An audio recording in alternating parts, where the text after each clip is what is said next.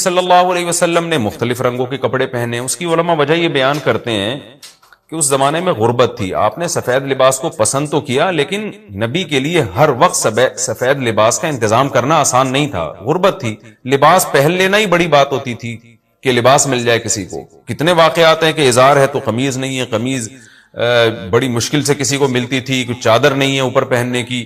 اتنی غربت کا عالم تھا. تو اس میں آپ صلی اللہ علیہ وسلم یہ تکلف کرتے کہ ہر قیمت پہ میرے لیے سفید لباس لے کر آؤ. تو یہ آپ صلی اللہ علیہ وسلم کے مزاج میں جو سادگی تھی یہ اس کے خلاف تھا. تو آپ نے دنیا میں تکلف نہیں کیا, جو جیسا لباس ملا پہن لیا, پسند سفید کو کیا. لہذا آج کیا ہے کہ آج اللہ نے لوگوں کو مالی وسعتیں دی ہیں, تو جو لوگ سفید لباس کا معمول بنا سکتے ہیں ان کے لیے افضل یہی ہے کہ وہ سفید لباس پہنا کریں, کیونکہ نبی صلی اللہ علیہ وسلم نے ہمیں اس کی ترغیب دی ہے. خود کیوں نہیں پہنا, اس میں تکلف تھا, یعنی پراپر انتظام کرنا مشکل تھا. تو جو آیا پہن لیا آپ صلی اللہ علیہ وسلم نے, کیونکہ ایک چیز مشکل ہے اس میں اتنا تکلف کرنا, یہ خود بھی تو نبی کے مزاج کے خلاف ہے. تو اس لیے ہم کہتے ہیں کہ بھئی جو ملے پہن لو. لیکن اگر لوگ آج کل تو لباسوں میں تکلف ویسے ہی بہت ہو رہا ہے, تو آپ نے جب سلوانے ہی ہیں, خریدنے ہی ہیں, تو سفید کو ترجیح دیں. آپ اس میں پاکیزگی زیادہ ہے, اس میں طہارت زیادہ ہے. آپ سفید لباس کے عادی ہو گئے, آپ سے کلر والا لباس پہنا نہیں جائے گا.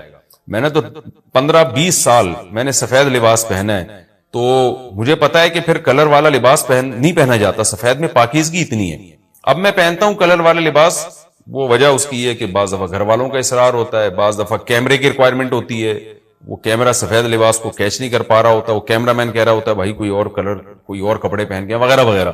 تو خیر میرا عمل تو کوئی حجت نہیں ہے, لیکن افضل یہی ہے کہ سفید لباس کو ترجیح دی جائے, پہنا جائے. اور علماء صلحاء اکثر عموماً ہم نے دیکھا ہے کہ سفید لباسی کو ترجیح دیتے ہیں. کلر والا بھی جائز ہے لیکن بہتر ہی ہے. تو محرم میں بھی سفید ہی ہے, سفر میں بھی سفید ہی ہے, ربیع الاول میں بھی سفید ہے. تو محرم میں سفید کے بالکل الٹ کر لینا, کالا پہن لینا, یہ تو بالکل سفید کے اپوزٹ ہو گیا نا. تو ہم یہ نہیں کہہ رہے کہ کالا لباس پہننا ناجائز ہے, لیکن آپ سفید سے اگر آپ نے یوٹرن لیا بھی تھا تو گرے پہ آ جاتے, گرین پہ آ جاتے, ایک دم آپ بلیک پہ آ گئے, تو بہرحال یہ یعنی کراہت سے خالی نہیں ہے, اس کا معمول بنا لینا. تو ناجائز میں نہیں کہہ رہا, تھوڑا سا ناپسندیدہ ہے کہ آپ سنت پر عمل نہیں کر رہے, تو سنت کے بالکل اگینسٹ تو نہ جائیں نا آپ, یعنی بالکل ہی کالا پہن لیں تو بالکل اس کے اپوزٹ ہے. جائز ہے کالا پہننا بھی, لیکن بہتر بہرحال نہیں ہے. اور محرم میں کالا پہننا تو ہماری رائے میں بالکل ناجائز ہے, کیونکہ یہ شیعہ حضرات کی اپنی ایک رائے ہے, ان کی اپنی ایک دلیل ہے, ان کا اپنا ایک کانسیپٹ ہے. وہ یہ ہے کہ محرم میں حضرت حسین شہید ہوئے تھے, تو ایک بڑے غم کی بات تھی, تو ہم غم منانے کے لیے کالا کپڑا پہنتے ہیں. تو ان کا مسلک ہے, وہ جیسے مسلک پہ اپنے عمل کرنا چاہیں وہ اللہ کے سامنے جواب دہ ہوں گے. ہم کسی کے مسلک پہ طنز نہیں کر رہے, ہم کوئی فرقواریت اور تشدد کی بات کرنا مناسب نہیں ہے, ملکی حالات اس کے متحمل نہیں ہیں. لیکن میں اہل سنت والجماعت حضرات سے کہتا ہوں کہ آپ یہ فیصلہ کریں بھائی, آپ یا تو پورے شیعہ ہو جائیں یا پورے سنی ہو جائیں. تو اگر آپ اہل سنت والجماعت کو فالو کرتے ہیں, اور اہل سنت والجماعت کے ہاں جو قرآن اور حدیث اور صحابہ یہ حجت ہے, تو ہمیں تو قرآن و حدیث میں کہیں بھی نہیں ملتا کہ غم میں تم کالے کپڑے پہنو یا غموں کو مناؤ. قرآن میں کیا ہے, الذین اذا اصابتہم مصیبت قالوا انا للہ وانا الیہ راجعون. اہل ایمان کو جب کوئی مصیبت پہنچتی ہے تو وہ کہتے ہیں ہم اللہ ہی کے لیے ہیں اور ہم نے اللہ ہی کی طرف لوٹ کر جانا ہے. وہ صبر کرتے ہیں. حضرت حسین رضی اللہ تعالی عنہ کی شہادت یہ بہت بڑا غم ہے, بہت بڑا غم ہے, لیکن اس غم کو ہر سال منانا, اس کے لیے شرعی دلیل کی ضرورت ہے.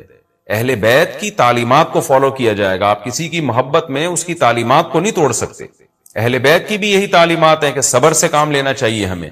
اور غم منانا بھی اگر کسی کا ہونا, جیسے آپ کے والد کا انتقال ہو گیا, تو اس میں بھی شریعت آپ کو اجازت نہیں دیتی کہ آپ کالے کپڑے پہنے غم منانے کے لیے, بلکہ اس میں بھی شریعت کیا کہتی ہے کہ غم پہ صبر کریں. جو آنسو آپ روک سکتے ہیں اس کو بہائیں نہیں, اور صبر کریں. غیر یعنی اختیاری طور پر جو آپ کو رونا آ رہا ہے وہ معاف ہے.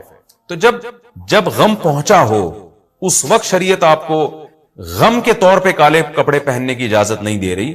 تو جب غم 1400 سال پرانا ہو اور ہر سال اس تاریخ پہ آپ کو منانے کی شریعت کیسے اجازت دے رہی ہے؟ یہ تو ایک طرح کی برسی ہو گئی نا. نبی صلی اللہ علیہ وسلم کے وفات سے بڑا غم کو اس امت کو ہوگا. ربیع الاول میں آپ صلی اللہ علیہ وسلم کی وفات ہوئی, لیکن ربیع الاول ہر سال آتا تھا. صحابہ, تابعین, تبع تابعین, خود اہل بیت کیا اس ربیع الاول میں کوئی غم مناتے تھے؟ بالکل بھی نہیں. اس مہینے میں شادیاں بھی کرتے تھے, جو خوشی کی بات ہوتی تھی اس پہ خوشی بھی مناتے تھے, تو ہمیں نہیں ملتا کہ صحابہ تابعین یا خود اہل بیت نے یا سیدنا حسن اور حسین رضی اللہ عنہما یا سیدنا علی ابن ابی طالب رضی اللہ عنہ کی یہ تعلیمات ہو کہ غم کو ہمیں منانا ہے کالے کپڑے پہن کے یا کسی بھی طریقے سے اسلام میں غم منانے کی آپ کو اجازت نہیں. بعض لوگ یہ دلیل دیتے ہیں کہ حضرت حسین رضی اللہ تعالیٰ عنہ کا غم تو نبی نے بھی منایا ہے، اور نبی صلی اللہ علیہ وسلم نے جب یہ بتایا کہ امت میرے نواسے کو شہید کرے گی تو آپ رونے لگے. دیکھیں جب نبی کو اطلاع ملی تھی تو آپ غمزدہ ہوئے تو آپ کا رونا بالکل بجا تھا. تو کسی کو یہ اطلاع ملے کہ فلاں جگہ یہ واقعہ ہو گیا ہے، اس پہ اس کو غم ہوا ہو اور وہ رو لیتا ہے تو اس میں کوئی حرج نہیں، یہ تو نیچرل ہے. لیکن کیا نبی صلی اللہ علیہ وسلم ہر سال، یعنی جس دن آپ کو وحی کے ذریعے پتا چلا کہ سیدنا حسین ابن علی رضی اللہ تعالیٰ عنہ پہ ظلم ہوگا، تو کیا ہر سال اس تاریخ کو آپ صلی اللہ علیہ وسلم رویا کرتے تھے؟ بالکل بھی ایسا نہیں ہے. تو غم کی اطلاع جس وقت ملی ہو اس وقت رونا آ جانا یہ نیچرل ہے، لیکن ہر سال پراپر اس رونے کو پراپر طریقے سے منانا یا کالے کپڑے پہن کے اس کو منانا یہ تو بالکل اسلام میں ناجائز ہے. ہمارے پاس اس کے جائز ہونے کی کوئی دلیل نہیں. تو شیعہ حضرات جو کر رہے ہیں آپ ان کو کرنے دیں، ان کو جا کے نہ چھیڑیں، آپ ان کو طنز نہ کریں، وہ ان کی جو رائے ہے وہ اس پر عمل کریں. اسلام میں فرقے تو ہیں ہمیشہ سے، ہم نے تو یہ دیکھنا ہے کہ کون سا صحیح ہے، ہم نے تو اس کو فالو کرنا ہے. تو جو ہمیں صحیح لگے گا ہم اس کو فالو کریں گے. باقی ہم کسی کے نفرتیں پھیلانے کے بہرحال ہم قائل نہیں. تو جو وہ کر رہے ہیں آپ ان کو کرنے دیں، لیکن آپ یہ کام ہرگز نہ کریں، کیونکہ ہمارے لیے جو حجت ہے وہ قرآن، حدیث اور اہل بیت اور صحابہ کرام. تو ان کی جو تعلیمات ہیں ہم نے اس کو فالو کرنا ہے. ان کی تعلیمات میں کہیں بھی نہیں ہے، کوئی مستند روایت نہیں ہے کہ غم منانے کے لیے کسی نے کالے کپڑے پہنے ہو. غم منانا ہی جائز نہیں ہے، تو اس کے لیے کالے کپڑے یا کوئی اور کلر پہننا کہاں سے جائز ہو جائے گا؟ تو اس لیے محرم میں نارملی تو کوئی بھی وقت میں آپ کالے کپڑے پہن سکتے ہیں، لیکن محرم میں جب آپ پہنیں گے تو اس میں ایک تائید ہوتی ہے کہ گویا آپ بھی اس بدعت میں ان کی تائید کر رہے ہیں. اور رسول اللہ صلی اللہ علیہ وسلم نے فرمایا من تشبہ بقوم فہو منہم، جو کسی قوم کی مشابہت اختیار کرتا ہے وہ انہی میں سے ہے. تو اگر آپ چاہتے ہیں کہ آپ کا شمار قیامت میں اہل سنت والجماعت میں نہ ہو، آپ کو شیعہ مسلک ٹھیک لگتا ہے تو پھر پراپر آپ شیعہ مسلک پراپر پورے طور پر اختیار کریں. آپ آدھا تیتر آدھا بٹیر چلنا تو ٹھیک نہیں ہے نا. اور اگر آپ چاہتے ہیں قیامت میں آپ کا شمار اہل سنت والجماعت میں ہو تو پھر مکمل اہل سنت والجماعت کو فالو کریں آپ. تو ان کو جو ہے اپنے حال پہ چھوڑ دیں. میں پھر بتا دوں، میں لڑائی جھگڑوں کا قائل نہیں ہوں. شیعہ حضرات آتے ہیں یہاں پہ بیٹھتے ہیں، گپ شپ لگاتے ہیں، چائے پانی بھی چلتا ہے. میرے دوستوں میں بھی ہیں بعض شیعہ حضرات، سلام دعا ہے ان سے، لیکن مذہب پہ بحث نہیں ہوتی. لکم دینکم ولی دین. ہم اس سے کہتے ہیں ٹھیک ہے بھائی آپ اپنے رائے پر عمل کریں، بحث مباحثہ نہ کریں. ہاں جو سیکھنے کے لیے ہم سے آنا چاہے ہم محبت سے اس کو سمجھائیں گے، جو نہیں آ رہا سیکھنے کے لیے تو پھر ہم اس سے بحث نہیں کرتے. تو لڑائی جھگڑے نہ کریں، لیکن سنی حضرات کو، اہل سنت والجماعت کو، بل جماعت کا مطلب کیا ہے؟ ہم حدیث کو بھی مانتے ہیں، بل جماعت صحابہ کو بھی مانتے ہیں. تو صحابہ میں اہل بیت بھی داخل ہیں، اہل بیت کے علاوہ بھی صحابہ ہیں. تو کسی کی بھی، ہماری رائے تو یہی ہے کہ کسی کی بھی تعلیمات نہیں، ہمیں تو حدیث میں کچھ بھی نہیں ملتا.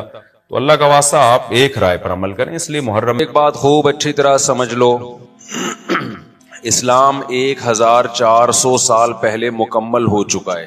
کسی واقعے کی وجہ سے اسلام کو تبدیل نہیں کیا جاتا، بلکہ اسلام کی روشنی میں اس واقعے کے جو تقاضے ہیں ان پر عمل کیا جاتا ہے. ہمارے ہاں ہو یہ رہا ہے، واقعات کی بنیاد پہ مسائل نکالے جا رہے ہیں. 10 محرم کا دن سیدنا حسین ابن علی رضی اللہ عنہ کی شہادت سے پہلے بھی عظیم تھا، اور سیدنا حسین ابن علی رضی اللہ عنہ کی شہادت کے بعد بھی عظیم دن ہے. آج آپ نے ایک نعرہ بہت سنا ہوگا کہ جی اسلام میں فرقہ واریت نہیں ہے، ہم کسی فرقے سے نہیں ہیں.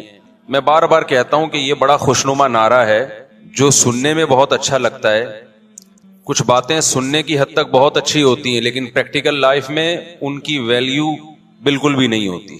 جب آپ پریکٹیکل لائف میں آتے ہیں تو پھر آپ کو یہ فیصلہ کرنا پڑتا ہے کہ آپ کس فرقے سے تعلق ہے آپ کا. آپ سنی ہیں، شیعہ ہیں، معتزلہ ہیں، مرجیہ ہیں، قدریہ ہیں، ناصبیہ ہیں، کیا ہے آپ کا فرقہ؟ یہ کہہ دینا آسان ہے میرا کوئی فرقہ نہیں ہے.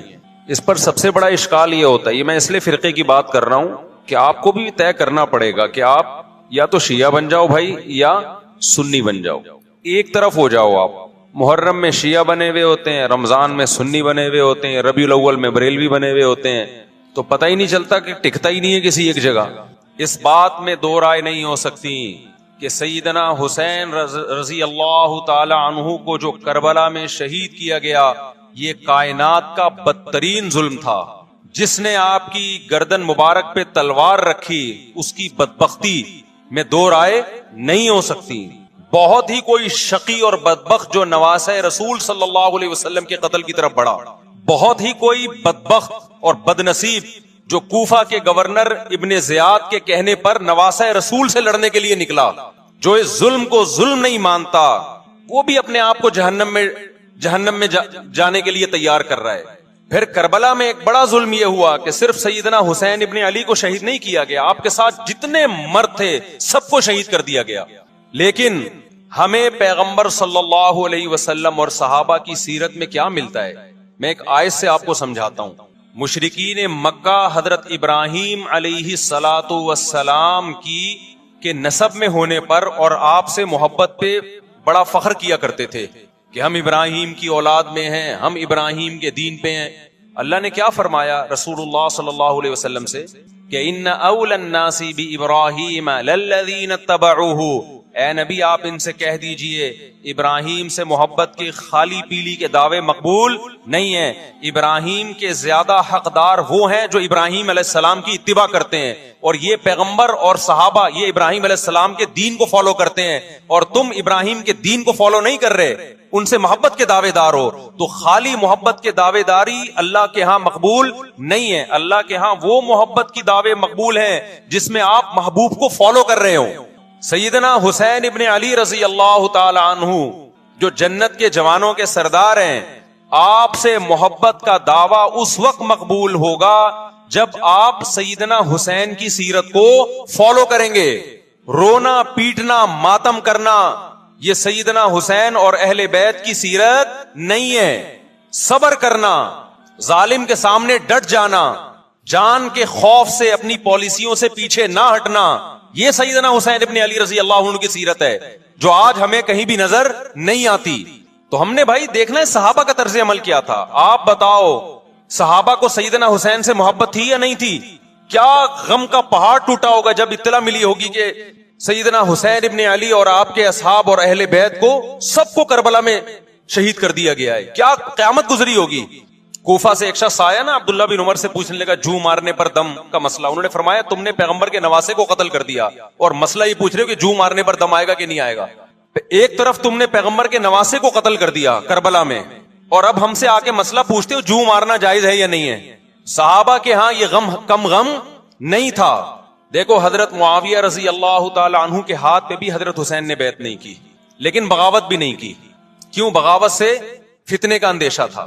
حضرت حسن جو حضرت حسین کے بڑے بھائی تھے، انہوں نے سیدنا معاویہ رضی اللہ تعالی عنہ کے ہاتھ پہ بیعت کی اور اس اختلاف کو ہمیشہ کے لیے اپنی کوشش کے مطابق ہمیشہ کے لیے ختم کر دیا۔ ختم ہوا نہیں ہوا ایک الگ بحث ہے، لیکن حضرت حسن کا مقصد کیا تھا کہ مسلمانوں کی دو جماعتوں کو میں آپس میں لڑتا ہوا نہیں دیکھ سکتا۔ لوگوں نے کہا آپ خلافت کے حقدار ہیں، آپ نے فرمایا میں دستبردار ہوتا ہوں سیدنا معاویہ کے حق میں۔ حضرت حسن بیعت ہو گئے حضرت معاویہ سے اور یہ اختلاف کو کیا کر دیا؟ ختم۔ حضرت حسین بیعت نہیں ہوئے، لیکن حضرت حسین نے بغاوت بھی نہیں کی۔ ہر ایک کی اپنی رائے تھی، حضرت حسن کی اپنی رائے تھی، ان کا خیال تھا کہ بیعت ہونا مسلمانوں کے لیے زیادہ مفید ہے، ایک پاورفل حکومت ہوگی، ایک طاقتور ریاست ہوگی، ورنہ لڑتے رہیں گے آپس میں۔ حضرت حسین کا موقف یہ تھا کہ میں بغاوت تو نہیں کروں گا لیکن بیعت بھی نہیں ہوں گا، کیونکہ اگر بیعت ہو گیا تو اس سے جو خلفائے راشدین کے دور میں جو خلیفہ کی سلیکشن کا طریقہ تھا وہ طریقہ ختم ہو جائے گا، تو میں اگر اس طریقے کو نہیں لا سکتا تو اس کے خلاف کو پروموٹ بھی نہ کروں میں۔ یہ بھی ایک رائے تھی۔ میں سمجھا پا رہا ہوں اپنی بات؟ بھائی رائے کا اختلاف ہوتا ہے نا۔ نبی صلی اللہ علیہ وسلم نے فرمایا اذا اجتہد المجتہد فإن اصاب فلہ اجران وإن اخطأ فلہ اجر واحد۔ جب کوئی مجتہد اللہ کی رضا کو سامنے رکھ کے اجتہاد کرتا ہے، صحیح اور غلط کا فیصلہ کرنے بیٹھتا ہے، رائے یعنی اس کا مقصد اللہ کی رضا ہو، تو اگر وہ درست نتیجے پہ پہنچے تو 2 ثواب، غلط نتیجے پہ پہنچے تو بھی 1 نیکی اس کو ملتی ہے، اس لیے کہ اس کے بس میں جو خیر خواہی کے لیے جو تھا وہ اس نے کر دیا۔ رائے کا اختلاف ہوتا ہے۔ تو حضرت حسن رضی اللہ تعالیٰ عنہ بیعت ہوئے حضرت معاویہ کے ہاتھ پہ، سیدنا حسین نہ بیعت ہوئے اور نہ آپ نے بغاوت کی، خاموشی اختیار کی۔ حضرت معاویہ رضی اللہ تعالی عنہ نے سیدنا حسین کو تلوار کی زور سے بیعت پر مجبور نہیں کیا، بلکہ نواسہ رسول کا خیال کیا اور وصیت بھی کی لوگوں کو. لیکن جب حضرت معاویہ کے بعد یزید جانشین ہوا، اس کی سب سے بڑی غلطی یہ تھی کہ اس نے نواسہ رسول صلی اللہ علیہ وسلم اور آپ کے ساتھ جو چند اہل بیت اور چند صحابہ تھے، اس وقت بھی حضرت حسین نیوٹرل تھے. نہ حضرت حسین نے بغاوت کا ارادہ کیا اور نہ بیعت کرنے کا ارادہ کیا. یزید ابن معاویہ کو چاہیے تھا کہ سیدنا حسین رضی اللہ عنہ کو اپنے حال پہ چھوڑ دیتا، اپنے والد کی طرح. حضرت حسین رضی اللہ تعالی عنہ کو جب کوفہ سے خطوط آئے، یہ میں وضاحت اس لیے کر رہا ہوں کہ حضرت حسین بغاوت کے لیے نہیں نکلے تھے، اس مسلمان حاکم کے خلاف بغاوت کے لیے نہیں نکلے تھے، کیونکہ رسول اللہ صلی اللہ علیہ وسلم کی بہت ساری صحیح حدیث ہے اس بارے میں کہ جو باغی ہے، جو ریاست کے خلاف بغاوت کرتا ہے، اس کو نبی صلی اللہ علیہ وسلم نے اس عمل کو پسند نہیں کیا. تو حضرت حسین رضی اللہ تعالیٰ عنہ کو کوفہ سے خطوط آئے کہ یہاں سارے کے سارے لوگ آپ کے ہاتھ پہ بیعت کرنے کے لیے تیار ہیں. ظاہر ہے جب کسی علاقے کے لوگ دارالخلافہ ہو اور سب بیعت ہونے کے لیے تیار ہوں تو پھر آپ کا جانا یہ بغاوت کا عمل نہیں کہلاتا. حضرت حسین رضی اللہ تعالیٰ عنہ اہل بیت کے ساتھ نکلے. کربلا میں جب پہنچے، مشہور واقعہ آپ 20 دفعہ سن چکے ہیں، وہاں جا کے آپ کو اطلاع ہوئی کہ وہ خبر غلط تھی اور عبید اللہ بن زیاد نے ایک پورا لشکر بھیجا سیدنا حسین رضی اللہ تعالیٰ عنہ کو مجبور کرنے کے لیے کہ میرے ہاتھ پہ آپ زبردستی بیعت ہو جائیں. حضرت حسین رضی اللہ تعالیٰ عنہ نے مطالبے رکھے کہ یا تو مجھے واپس جانے دیا جائے، اور اگر بیعت کرنا ہی ہے تو میں دمشق میں امیر کے ہاتھ پہ جا کے بیعت کروں گا. بہت معقول مطالبے تھے یہ. میرا مقصد ابھی کربلا کا واقعہ بیان کرنا نہیں ہے، اس پہ بہت کچھ کہا جا چکا ہے، خود میرا بھی بیان اس پہ تفصیل سے ہو چکا ہے. اس کے بعد بھی سیدنا حسین رضی اللہ تعالی عنہ کو مجبور کرنا کہ عبید اللہ بن زیاد جو بدبخت انسان جو قاتل تھا اہل بیت کا، اسی کے ہاتھ پہ لازمی بیعت ہو، جبکہ وہ امیر بھی نہیں ہے، وہ گورنر ہے ایک علاقے کا. تو نواسہ رسول کا خیال نہ کرنا یہ بدترین ظلم تھا جو اس وقت حکومت سے ہوا ہے. حضرت حسین رضی اللہ تعالی عنہ، دیکھو نبی صلی اللہ، آج ہم دیکھتے ہیں کہ جو بڑا آدمی ہوتا ہے نا، اس کی قربانیاں ہوتی ہیں، اس کی بڑی بڑی قربانیاں ہوتی ہیں. چھوٹے اپنے بڑوں کی قربانیوں کو کیش کراتے ہیں. آپ نے دیکھا ہوگا فلاں نے بڑی قربانیاں دی اور بچے موج کر رہے ہیں، دیکھا نا آپ نے. لیکن اللہ تعالیٰ نے رسول اللہ صلی اللہ علیہ وسلم کے نسب کو اس سے محفوظ کیا. ہمارے نبی کے 2 بیٹے حسن حسین، آپ کی نسل حضرت فاطمہ سے چلی ہے، دونوں شہید ہوئے ہیں. اس میں بہت بڑی حکمت تھی کہ پیغمبر صلی اللہ علیہ وسلم نے سب سے پہلے تربیت اپنے گھر والوں کی ہے. آج لوگ باہر فنٹر بنے ہوئے ہوتے ہیں، تبلیغیں کر رہے ہوتے ہیں، اپنے گھر کی ان کو پرواہ نہیں ہوتی. نبی صلی اللہ علیہ وسلم نے سب سے پہلے جو تربیت کی ہے، کس کی ہے؟ حضرت حسن اور حسین کی ہے.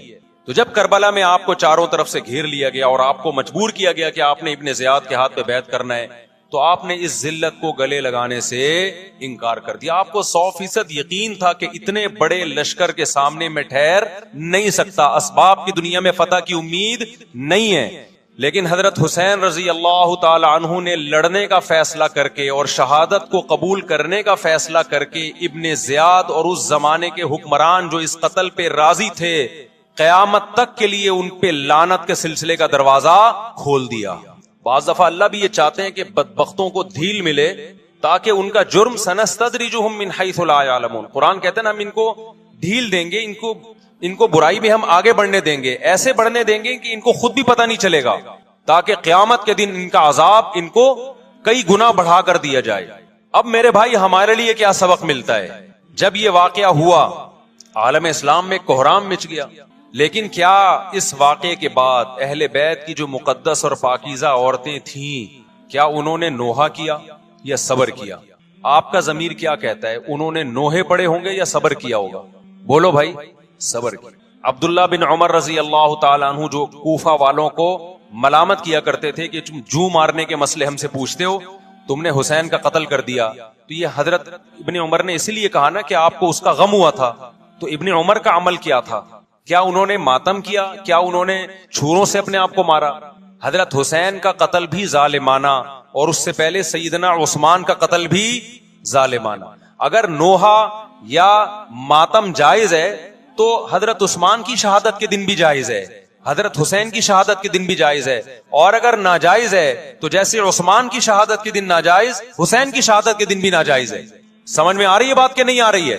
قرآن کیا کہتا ہے ایسے مواقع کے بارے میں؟ تلک امۃ قد خلت لہا ما کسبت ولکم ما کسبتم. قرآن جب بھی پرانی امتوں کے واقعات بتاتا ہے قرآن کہتا ہے یہ ایک قوم تھی جو گزر گئی, انہوں نے جو کیا اس کا بدلہ ان کو ملے گا, تم جو کرو گے اس کا بدلہ تمہیں ملے گا. تو ہمیں اللہ نے اس واقعے میں بھی بتا دیا کہ سیدنا حسین کا واقعہ, کربلا کا واقعہ جب سنا کرو تو یہ سوچا کرو یہ قوم تھی جو گزر گئی, جس نے اچھا کیا, حسین ابن علی نے اچھا کیا, ان کو اس اچھائی کا بدلہ ملے گا. اور جو حضرت حسین کے قتل کے حضرت سیدنا حسین کے مبارک خون سے جن کے ہاتھ آلودہ ہوئے, کیونکہ قتل کیا نا انہوں نے, تو لہا ما کسبت, ان کو اس ظلم کا بدلہ بھی ملے گا. تو ہمارا کام کیا ہے؟ ہم نے فالو کرنا ہے حسین کے راستے کو, نہ کہ حسین کے نام پہ ہم نے ماتم کرنے ہیں. حسین کا راستہ کیا ہے جس کو ہم نے فالو کرنا ہے؟ اب میں چند چیزیں آپ کو بتاتا ہوں. سب سے پہلا سبق جو ہمیں کربلا میں ملتا ہے کہ عزت اور دین, ایک طرف دنیا ہے. دیکھو اگر حضرت حسین رضی اللہ تعالیٰ عنہ ابن زیاد کے ہاتھ پہ جا کے بیعت ہو جاتے, آپ کیا سمجھتے ہو بے تحاشا مال و دولت حضرت حسین پہ خرچ نہیں کرتا کیا؟ وہ جب ایک بڑا آدمی کسی کے ہاتھ پہ بیعت ہوتا ہے تو اس کو بھی تو فائدہ ہوتا ہے نا اس سے. اور کیا حضرت حسین کو یقین نہیں تھا کہ کربلا میں شہید ہو جاؤں گا؟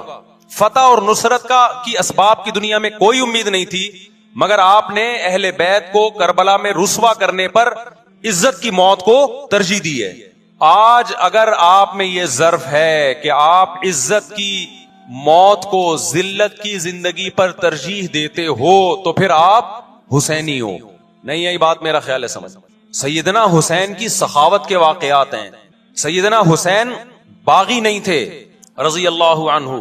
پھر جو اہل بیت کا طرز عمل کیا تھا, محرم میں کیا کیا ہو رہا ہے میں آپ کو بتاتا ہوں. ان میں سے کوئی بھی عمل نہ ہمیں قرآن سے ملتا ہے نہ صحابہ سے ملتا ہے ہمیں. تو ما انا علیہ و اصحابی جو جنتی فرقہ ہوگا اس کی جو علامتیں ہیں, تو جب آپ ان علامتوں کے خلاف چلو گے, صحابہ تابعین کو فالو نہیں کرو گے, تو آپ پھر اپنے آپ کو سنی کہنا چھوڑ دو. آپ بتاؤ مجھے اسلام میں کوئی مہینہ منحوس ہے؟ بولو نا, کوئی مہینہ منحوس ہے؟ تو آپ محرم کو منحوس کیوں کہتے ہو؟ لوگ مجھے کہتے ہیں مفتی صاحب فرقواریت پھیلا رہے ہیں. دیکھو فرقواریت جب پھیلا رہا ہوں جب میں کسی فرقے کے خلاف آپ کو کر رہا ہوں. میرے بیان شیعہ لوگ بھی سنتے ہیں, ملتے بھی ہیں. بہت دفعہ ایئرپورٹ پہ ملاقات ہوئی, بڑی عزت سے ملے, میں شیعہ ہوں لیکن آپ سے محبت کرتا ہوں. یہاں مسجد میں بھی آتے ہیں, میں نے کبھی کسی پہ طنز نہیں کیا. اس لیے میں بار بار کہتا ہوں جو شیعہ کا مذہب ہے اس کو کرنے دو. وہ سبیلے لگاتے ہیں, آپ ان کو مت چھیڑو, جا کے تنگ نہ کرو ان کو. وہ ماتم کرتے ہیں, آپ ان کو مت چھیڑو. وہ نوحے کرتے ہیں, وہ نوحے پڑھتے ہیں, آپ ان کو مت چھیڑو. لیکن آپ اپنی پوزیشن واضح کرو کہ آپ شیعہ ہو یا آپ سنی ہو. آپ تو ایک طرف ہو جاؤ نا. محرم میں اگر آپ مرثیے لگا کے گھوم رہے ہو گاڑیوں میں, اٹ مینز آپ سنی نہیں ہو. آپ نبی صلی اللہ علیہ وسلم کی حدیث ہے ہمارے پاس, ہم اہل سنت والجماعت ہیں, ہم سنت کو فالو کرتے ہیں. تو سنت کیا کہتی ہے؟ میتوں پہ گریبان چاک کرنا, میتوں پہ چیخ و پکار کر کے رونا. آپ نے فرمایا لیس منا, وہ ہم میں سے نہیں ہے. اور اس عمل پہ آپ صلی اللہ علیہ وسلم نے لعنت فرمائی ہے. لوگ کہتے ہیں حسین کی یاد میں رونا نبی کی سنت ہے. نبی صلی اللہ علیہ وسلم کو جب جبریل نے بتایا کہ حسین شہید ہوں گے, آپ روئے, اس لیے کہ اس وقت آپ کو یہ خبر ملی تھی. لیکن کیا ہر محرم میں آپ نے رونے کا پروگرام کیا ہے یا صحابہ کو بیٹھ کے باقاعدہ رلایا ہے آپ نے؟ کیا ہو گیا بھائی؟ آپ کو بھی جب کربلا کا واقعہ کی خبر ملی آپ کی آنکھوں میں آنسو آ جائے, یہ نیچرل ہے, یہ حسین سے محبت کی علامت. لیکن ہر محرم میں باقاعدہ بٹھا کے رونے کا پروگرام کرنا یہ حسین سے محبت کی علامت نہیں ہے, بلکہ شریعت میں ناجائز ہے یہ غموں کو بڑھانا. یہ کہاں سے جائز ہو گیا؟ حضرت عثمان بھی تو شہید ہوئے تھے, نبی صلی اللہ علیہ وسلم کے داماد تھے. ان کی یاد میں آپ رونے کو سنت کیوں نہیں کہتے؟ ہماری نظر میں حسین کا قتل بھی بہت بڑا ظلم اور سیدنا عثمان کا قتل بھی بہت بڑا ظلم تھا. دونوں مظلوم تھے, دونوں مظلوم شہید تھے. ہمیں دونوں کی شہادت پہ غم ہے, لیکن اب اس غم کو مناتے نہیں ہیں. اسلام میں غم منانا سنت نہیں ہے. دیکھو جعفر طیار رضی اللہ عنہ, نبی کے چچا زاد بھائی, اہل بیت, جب آپ صلی اللہ علیہ وسلم نے ان کو لڑائی کے لیے میدان جنگ میں بھیجا, رومیوں سے لڑائی تھی. حضرت جعفر طیار کی 4 بیویاں تھیں. جب نبی صلی اللہ علیہ وسلم مسجد نبی میں بیٹھے, آپ کو فرشتوں نے اطلاع دی کہ جعفر طیار شہید ہو گئے. آپ صلی اللہ علیہ وسلم کی آنکھوں سے آنسو. یہ آنسو اس وقت نکلے جب عین شہادت کی اطلاع ملی ہے. اس وقت آنسوؤں کا نکلنا محبت کی علامت ہے. آپ نے صحابی رسول کو بھیجا کہ جاؤ آپ کی زوجات کو، بیویوں کو جا کے خبر دو کہ جعفر طیار شہید ہو گئے. کیا قربانی تھی صحابہ کی. آپ ایسے جوان تھے جعفر طیار، خوبصورت جوان. غزوہ بدر میں جب مشرکین مکہ نے یہ نعرہ لگایا کہ حل میں مبارز، 3 سردار آئے، انہوں نے کہا پہلے تمہارے اندر سے 3 بہادر آئے ہم سے لڑیں. دیکھو عربوں میں یہ ہوتا تھا کہ جب جنگ کے لیے 2 فوجیں آمنے سامنے کھڑی ہوتی تھی تو پہلے دونوں طرف کے بہادر ترین لوگوں کی لڑائیاں ہوتی تھیں کہ جب تک دونوں میں سے ایک قتل نہیں ہوگا لڑائی شروع نہیں ہوگی. تو آپ کو پتا ہے کہ اس میں بہادر ترین لوگ نکلیں گے نا جو لڑنا جانتے ہوں.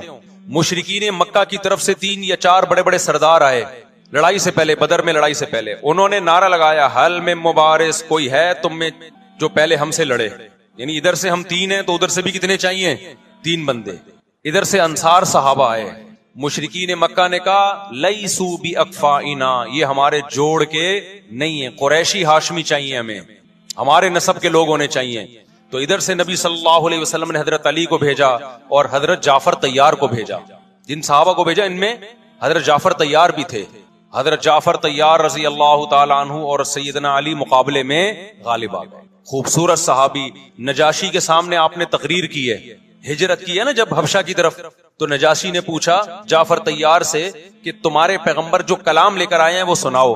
حضرت جعفر طیار رضی اللہ تعالی عنہ نے سورہ مریم پڑھنا شروع کر دی. کاف ہا یا عین صاد ذکر رحمت ربک عبدہ زکریا اذ نادى ربه نداء خفیا قال رب انی وهن العظم منی واشتعل الرأس شیبا ولم اکن بدعائک رب شقیا وانی خفت الموالی من ورائی وکانت امرأتی عاقرا فہب لی من لدنک ولیا. ایسی حضرت مریم اور عیسیٰ ابن مریم کی سیرت کو سورہ مریم میں بیان کیا حضرت جعفر طیار نے کہ نجاشی روتے روتے اس کی داڑھی تر اور جتنے پادری بیٹھے تھے سب کی داڑیاں تر ہو گئی روتے روتے. تو یہ تقریر جو نجاشی کے اسلام کا سبب بنے، بادشاہ کو مسلمان کرنے والے کون تھے؟ حضرت جعفر طیار. اور آپ کے چھوٹے چھوٹے بچے، 4 جوان بیویاں ہوں، چھوٹے چھوٹے بچے ہوں، اور ایسے میں میدان جنگ میں لڑتے ہوئے شہید ہو جائیں تو پیغمبر اور صحابہ پہ کیا قیامت ٹوٹی ہوگی. لیکن ہمارے نبی صلی اللہ علیہ وسلم کی آنکھوں سے کیا تھے؟ صرف آنسو موتی کی طرح ٹپک رہے تھے. اور آپ صحابہ کو اطلاع دے رہے تھے کہ جعفر طیار شہید ہو گئے اور جاؤ ان کے گھر والوں کو بتا کے آ جاؤ. کتنی بڑی قربانی ہے یا نہیں ہے؟ جب خبر دینے والا آپ کی ازواج کو بتا کے آیا کہ جعفر طیار شہید ہو گئے تو آپ کے گھروں سے خواتین کے رونے کی آوازیں آئیں. آپ صلی اللہ علیہ وسلم نے فرمایا ان سے بولو کہ اپنی آواز کو پست کرو. پھر چیخو پکار کی آواز آئی تو آپ نے فرمایا کہ اگر دوبارہ چیخو پکار کی آواز آئے تو ان کے منہ پہ خاک پھینک دو. وہ شہید کی بیوہ تھیں اور شہید بھی کتنے مقدس، ان کو بھی نبی صلی اللہ علیہ وسلم نے نوحہ کرنے کی اجازت نہیں دی. اس دن جس دن غم پہنچا ہے اس دن بھی چیخو پکار کی اجازت نہیں دی ہے. تو آپ بتاؤ اگلے سال اس تاریخ کو چیخو پکار کی کیسے اجازت مل جاتی؟ نہیں آئی میرا خیال ہے بات سمجھ میں. جب غم پہنچا ہے اس وقت چیخنے چلانے کی اجازت نہیں ہے. چھوٹے چھوٹے یتیم بچے حضرت جعفر طیار کے، چھوٹے چھوٹے یتیم بچے، کتنا غم ہوتا ہے جب چھوٹے چھوٹے بچے ان کا باپ دنیا سے چلا جائے، کتنا ترس آتا ہے ان کے اوپر.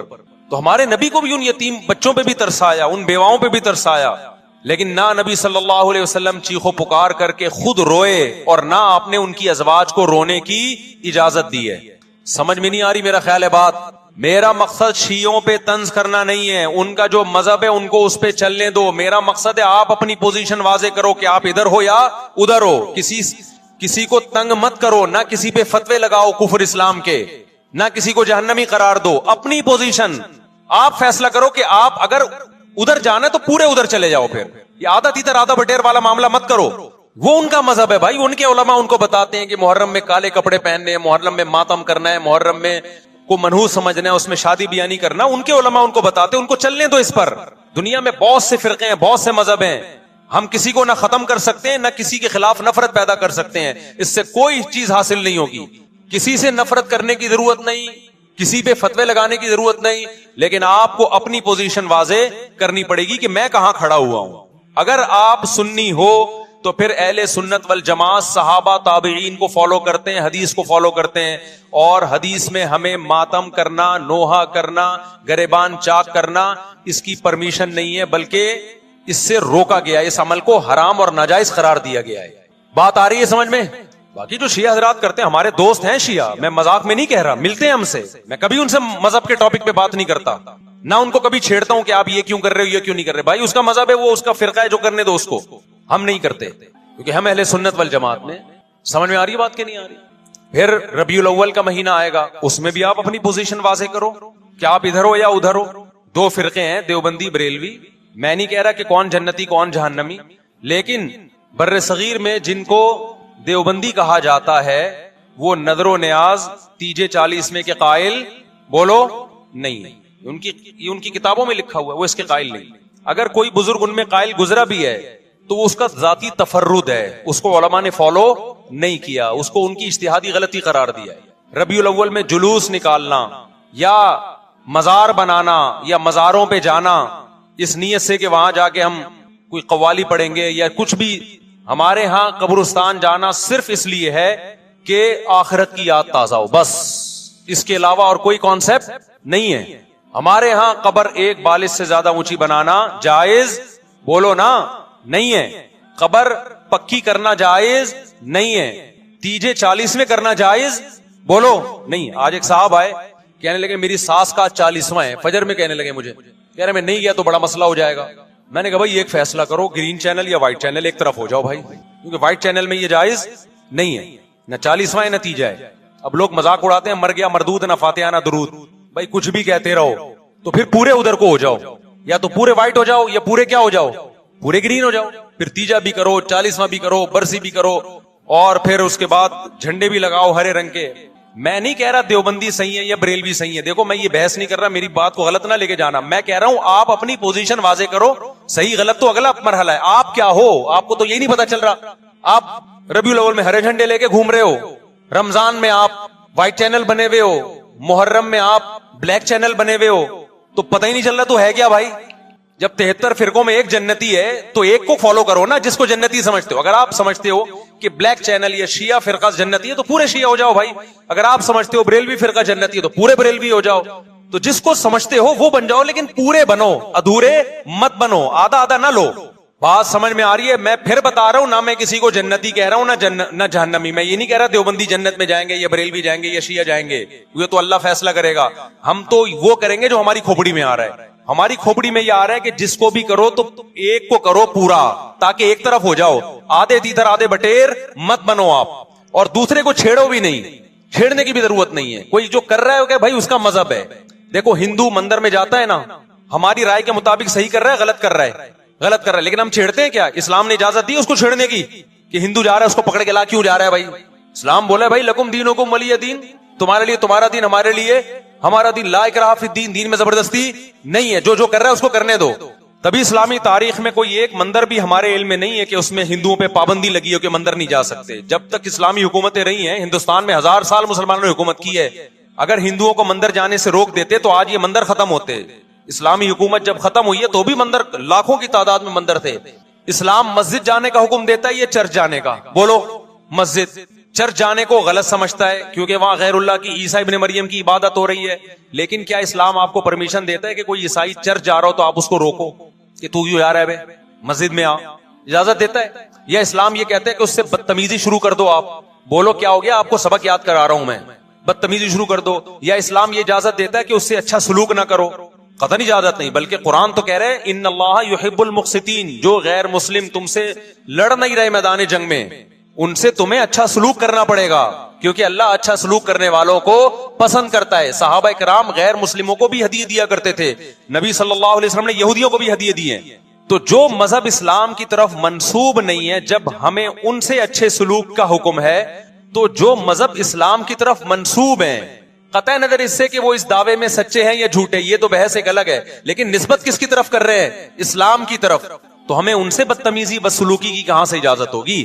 تو میں نہیں کہہ رہا کہ آپ شیعہ بریلویوں سے دشمنی کرنا شروع کر دو, ان کی دعوتیں اٹینڈ نہ کرو, ان سے کاروبار چھوڑ دو, یا ان کو جا کے تنگ کرو, کیوں سبیل لگا کے بیٹھے ہو, کیوں ماتم کر رہے ہو, یہ کام مت کرو آپ. ہمارا ملک اس فرقواریت کا متحمل نہیں ہے، سے فساد پھیلتا ہے، لیکن اپنی پوزیشن آپ واضح کرو، ایک لکیر ہے آپ کھینچ دو. اگر کوئی شخص آپ کے سامنے صحابہ کو برا بلا کہتا ہے، آپ بولو بھائی یہ میری باؤنڈری کیا ہو رہی ہے، کراس. میرے سامنے آپ کو ان بزرگوں کے خلاف بولنے کی اجازت نہیں ہے جن سے مجھے عقیدت ہے. اگر یہ کام آپ نے کیا تو ہماری اور آپ کی راہیں الگ الگ. آپ کا جو مذہب ہے بھائی، آپ بند کمرے میں، آپ کے امام بارگاہ میں، آپ کے مسجدوں میں، یا جہاں بھی ہے وہ آپ کا نجی معاملہ ہے. ہمارے سامنے آپ نے کوئی ایسی بات نہیں کرنی جو ہمارے عقیدے کے خلاف، تو آپس میں دوستی رہے گی. اب دیکھو عیسائی آپ سے ملتا ہے، آپ گپ شپ کرتے ہو، کھانا کھاتے ہو، لیکن عیسائی بار بار بولے میں آپ کے نبی کو نہیں مانتا، میں آپ کا نبی، آپ بولے گا بھائی تو نہیں مانتا تو ہم نے کب کہا کہ مان تو، لیکن میرے سامنے بار بار کیوں کہہ رہے کہ میں تیرے نبی کو نہیں مانتا. یہاں سے آپ کی اس کی دوستی کیا ہو جائے گی، پھر ختم. تو غیر مسلموں کو بھی دو قسمیں، کسی بھی مسلک کے لوگوں سے ملو، کسی بھی فرقے کے لوگوں سے ملو، کوئی جھگڑا نہیں، کوئی بحث نہیں، ایک دوسرے کو کھانا بھی ہے، ایک دوسرے کو کھلانا بھی ہے، ایک دوسرے سے کھانا بھی ہے، ایک دوسرے کی دعوتوں میں بھی شرکت کرنی ہے. جہاں مذہب کا معاملہ آئے تو پھر آپ کسی سے بحث نہ خود کرو نہ کسی کو کرنے کی اجازت دو. اگر کوئی کچھ سیکھنا چاہتا ہے تو آپ بولو بھائی علماء کے پاس آ جاؤ، آپ کو کوئی اشکال ہے تو ہم وہاں آپ کا اشکال حل کر دیں گے. اس سے آگے بڑھنے کی کوشش بولو مت کرو، اس سے ملک میں امن ہوگا. باقی فرقے ہمیشہ سے ہیں بھائی، آج کوئی نئے تھوڑی ہیں، اور یہ ہمارا کام تھوڑی ہے فرقے ختم کرنا. یہ تو عیسیٰ ابن مریم جب نازل ہوں گے، حضرت مہدی آئیں گے، وہ تلوار کی طاقت سے ختم کریں گے، ان کے پاس یہ اتھارٹی ہوگی کہ وہ فرقوں کو ختم کریں. آپ نے یہ کرنا ہے کہ دوسرے کے مسلک کو چھیڑنا نہیں ہے اور اپنا چھوڑنا نہیں ہے. مسئلہ آپ کے ساتھ یہ ہو رہا ہے کہ دوسرے کو چھیڑ بھی رہے ہو اور اپنا چھوڑ بھی رہے ہو، دونوں الٹے کام کر رہے ہو. ایک طرف بحث کر رہے ہوتے تم ایسے اور دوسری طرف وہی بنے ہوئے ہوتے تھوڑے دنوں میں جا کے. ہاں وہ بتا رہا ہوں وہ نظر و نیاز والی نہیں، وہ سب کو پتا ہے. ایسی دعوت نہ ہو جس میں بدعت کی تائید ہو. تو آپ جو کر رہے ہو نا وہ یہ کر رہے ہو، دوسرے کو چھیڑ بھی رہے ہو، جس سے ملک میں بدامنی پھیل رہی ہے. تقریریں سنو، شیعہ ایسے، بریلوی ایسے، دیوبندی ایسے، اہل حدیث ایسے، تقریروں سے کیا پھیل رہی ہے، نفرتیں. اور پھر محرم میں آپ خود شیعہ بنے ہوئے ہوتے ہو، ربیع الاول میں آپ گرین چینل بنے ہوئے ہوتے ہو، اور رمضان میں آپ وائٹ چینل بنے ہوئے ہوتے ہو. سعودی عرب میں سارے وائٹ ہو جاتے ہیں جا کے، سعودی عرب جو بھی جاتا ہے سارا وائٹ چینل. پیغمبر کی قبر پہ کوئی دھمال نہیں، کوئی قوالیاں نہیں، وہاں کھڑے ہوں گے تمیز سے سلام پیش کر کے آگے نکل جائیں. وہاں کوئی چیخو پکار نہیں، وہاں جا کے سارے کیا ہو جاتے ہیں، وائٹ، کیونکہ وہاں حکومت کا ڈنڈا ہے. ٹھیک ہے، تو گورنمنٹ کے پاس تو یہ اختیار ہے بھائی ڈنڈا چلائے، ہمارے پاس یہ اختیار نہیں. ہم تو تمیز سے بات کریں گے، سمجھائیں گے، محبتیں پھیلائیں گے، کیونکہ جب عوام ڈنڈا چلاتی ہے تو اس سے اصلاح کم اور فساد زیادہ ہوتا ہے. تو میں بار بار کہہ رہا ہوں بھائی دوستیاں رکھو، کوئی دفتروں میں شیعہ سنی لڑائی نہ ہونے دو، یہ غلط ہے. محبتیں پھیلاؤ لیکن مسلک کو چھوڑنا نہیں ہے. جب کوئی آپ سے کہے محرم میں یہ کام کرو، بولو بھائی ہم چونکہ اہل سنت والجماعت میں سے ہیں، ہم چونکہ سنی ہیں، لہذا ہمارے ہاں کوئی مہینہ ہمارے مذہب کے مطابق منحوس نہیں. پھر کوئی آپ کو اصرار کرے نہیں یہ، آپ بولو بھائی ہم تم پہ اپنا مسلک تھوپ رہے ہیں کیا؟ تم جلوس نکالتے ہو، تم ماتم کرتے ہو، ہم تو نہیں تمہیں روکتے آ کے، بلکہ گورنمنٹ تمہیں تحفظ دیتی ہے، سیکیورٹی دیتی ہے گورنمنٹ تمہیں. تو جب ہم اپنا مسلک تم پہ نہیں تھوپتے تو تم اپنا مسلک ہم پہ کیوں تھوپ رہے ہو بھائی؟ تو ہم محرم میں بھی شادی کریں گے، ربیع الاول میں بھی کریں گے، سفر میں بھی کریں گے، رمضان میں بھی کریں گے. ہم نے تو 4 کرنی ہے. ہم مہینوں کے حساب سے شروع کر دیں تو پھر ہمارے تو بڑے مسئلے ہو جائیں گے بھائی. سمجھ میں آ رہی بات کہ نہیں آ رہی؟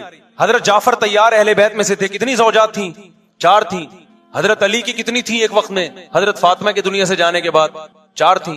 یہ بھی ہے سنت میں، نکاح کو فروغ دو، یہ اہل بیت کا طریقہ ہے تاکہ سوسائٹی میں زنا کم ہو، بیوہ طلاق یافتہ عورتوں کو ٹھکانہ ملے. خیر، تو اب میں بات سمیٹ کے ختم کر رہا ہوں.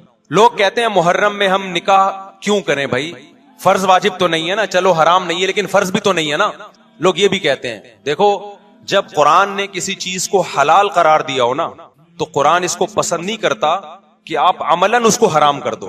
دیکھو مشرکین مکہ کیا کرتے تھے، بتوں کے نام پہ جانور چھوڑتے تھے، پھر ان کا گوشت نہیں کھاتے تھے. اللہ نے فرمایا کہ تم نے ایک خدا کی حلال کردہ چیز کو کیسے حرام کر دیا تم نے. نبی صلی اللہ علیہ وسلم نے قسم اٹھائی میں شہد نہیں کھاؤں گا. آپ نے فرمایا لما تحرم ما احل اللہ لک، اے نبی جو چیز اللہ نے آپ کے لیے حلال کر دی آپ کیسے اپنے اوپر حرام کر رہے ہیں. اس سے پتا چلتا ہے کہ اگر آپ محرم میں نکاح کرنا چاہتے ہیں لیکن آپ یہ سوچ کے ڈیلے کر دیتے ہیں کہ بھائی اس مہینے میں لوگ نکاح کو برا سمجھتے ہیں تو یہ ڈیلے کرنا آپ کے لیے ناجائز ہوگا، کیونکہ لما تحرم ما احل اللہ لک، اللہ نے جس چیز کو تمہارے لیے حلال کیا تم نے کس دلیل کی بیس کے پر اپنے اوپر پابندی لگائی ہے اس پر؟ ایک تو ہے نا کسی کو شادی کا خیال ہی سفر میں آ رہا ہے، ربیع الاول میں آ رہا ہے، وہ تو ایک الگ بات ہے، لیکن اس کا نکاح محرم میں ہونا تھا، صرف محرم کی وجہ سے وہ ڈیلے کر رہا ہے کہ جی میں ربیع الاول میں لے کے جاؤں گا۔ یہ ڈیلے کرنا قرآن و سنت پہ زیادتی ہے یا نہیں ہے؟ یہ اللہ کے حلال کو عملاً حرام کرنا ہے یا نہیں ہے؟ نہیں ہے بات سمجھ میں؟ پھر اگر کوئی شیعہ آپ سے کہتا ہے کہ بھئی آپ ہمیں چھیڑنے کے لیے کام کر رہے ہو، آپ بولو نہیں بھائی ہم آپ کو چھیڑنے کے لیے نہیں کر رہے، آپ کا مسلک ہے، آپ اس پر عمل کریں، ہمیں اس پہ کوئی اعتراض نہیں ہے، لیکن ہم کس کے پر عمل کریں گے؟ ہم اہل سنت والجماعت ہیں۔ کتنے صحابہ ہیں، خود نبی کی نکاح محرم میں ہوا ہے، اور ویسے بھی ہمارے ہاں شہادت ایک منحوس عمل نہیں ہے، شہادت ایک مبارک عمل ہے۔ 10 محرم پہلے سے فضیلت والا دن تھا، محرم پہلے سے فضیلت والا مہینہ تھا، حسین ابن علی کی شہادت سے اس مہینے کے تقدس کو 4 چاند لگ گئے اور مقدس ہو گیا یہ مہینہ۔ یہ کیسی بات ہے جو شہادت کا دن ہو ہم اس کو منحوس قرار دے دیں؟ بھائی ہمارا یہ جگرا نہیں ہے، سمجھتے ہو کہ نہیں سمجھتے ہو؟ تو اس لیے محرم میں اگر کسی نے نکاح کرنا ہے اس کو ڈیلے مت کرو میرے بھائی۔ لوگ کہتے ہیں فرض تو نہیں ہے نا، آپ اگر اس کے نحوست منحوس ہونے کی وجہ سے ڈیلے کر رہے ہو تو پھر آپ پہ فرض ہوگا کرنا۔ کیوں؟ اس آیت کی روشنی میں لما تحرم ما احل اللہ لک، اے نبی جس چیز کو اللہ نے حلال قرار دیا آپ کس دلیل کی بیس پہ اس کو اپنے اوپر حرام کرتے ہیں؟ سمجھتے ہو کہ نہیں سمجھتے؟ تو اسی طرح یہ جو باقی کام محرم میں ہو رہے ہیں، مرثیے سن رہے ہیں لوگ، نوحے سن رہے ہیں، رکشے والوں نے بھی لگائے ہوئے ہیں، تو بھائی شیعہ حضرات کا مسئلہ کہ ان کو کرنے دو، آپ یہ عمل مت کرو۔ اگر آپ سنی ہو تو پھر اہل سنت والجماعت کے ہاں میتوں پہ رونے کے مرثیے یہ جائز نہیں ہے، کیونکہ اس سے غم بڑھتا ہے۔ ہمارے نبی نے جعفر طیار رضی اللہ عنہ کی زوجہ کو، جن کا حقیقی غم تھا اس وقت، ان کو نہیں رونے دیا، تو ہمیں کیسے آپ صلی اللہ علیہ وسلم چیخو پکار کی اجازت دیں گے؟ اسی طرح محرم میں سبیلے لگانا، اس کی بھی کوئی دلیل نہیں ہے۔ سیدنا حسین ابن علی تو پیاس ظلم سے شہید ہوئے، وہ ایک طرف آپ کہتے ہیں وہ پیاسے تھے ان کو پانی نہیں ملا، دوسری طرف آپ اس دن میں لوگوں کو پانی پلا رہے ہیں، تو اس کی لاجک بھی نہیں بنتی کوئی۔ اسلام نے 10 محرم کو روزے کا دن قرار دیا، روزہ اور سبیل جمع نہیں ہو سکتے۔ سمجھتے ہو کہ نہیں سمجھتے؟ آپ کہہ سکتے ہیں کسی کو پانی پلانے پر کون پابندی لگا سکتا ہے؟ پانی پلاؤ بھائی پورے سال، اسپیسیفک ان دنوں میں کیوں پلا رہے ہیں آپ؟ تو جو شیعہ حضرات ہیں ان کا مسلک ہے، ان کو کرنے دیں۔ میں بار بار اس لیے کہہ رہا ہوں ایسا نہ ہو چھیڑ چھاڑ شروع کر دے جا کے، پہلے ہی ملک میں لڑائیاں بہت ہو رہی ہیں، دوبارہ ایک نئی جا کے بتا یہاں بھی سبیل لگی ہوئی ہے، جا کے ان کو چھیڑنا شروع کر دو۔ سبیل کیوں لگا؟ چھیڑنے کی اجازت نہیں ہے کسی کو، آپ نہ لگائیں نہ پیئیں۔ بولے بھائی ہمارے لیے محرم ایسا ہے جیسے دوسرے مہینے ہوتے ہیں، 4 مہینے محترم ہے، محرم، رجب، ذیقعدہ، ذی الحجہ، تو جتنا ذیقعدہ ذی الحجہ ہے اتنا ہی محرم اور رجب ہے، تو جیسے ان مہینوں میں نارمل رہتے ہو ان میں بھی ہم نے ایسے ہی رہنا ہے۔ سمجھتے ہو کہ نہیں سمجھتے ہو؟ اور حلیم کی دیگیں مت پکاؤ محرم کی راتوں میں، حلیم کھا سکتے ہو جب چاہو، اس خاص ان دنوں میں۔ اور ویسے بھی جو لوگ پوری رات حلیم کے دیگڑے میں گھوٹے لگاتے ہیں صبح روزہ نہیں رکھتے ہو۔ کیا خیال ہے جب آپ پوری رات دیگڑے میں گھومتے رہو گے؟ دیکھا نہیں ہے پوری رات دیکھ کے اندر گھومتے رہتے ہیں، جیسے موت کے کنویں میں نہیں بائک چلاتا بندہ،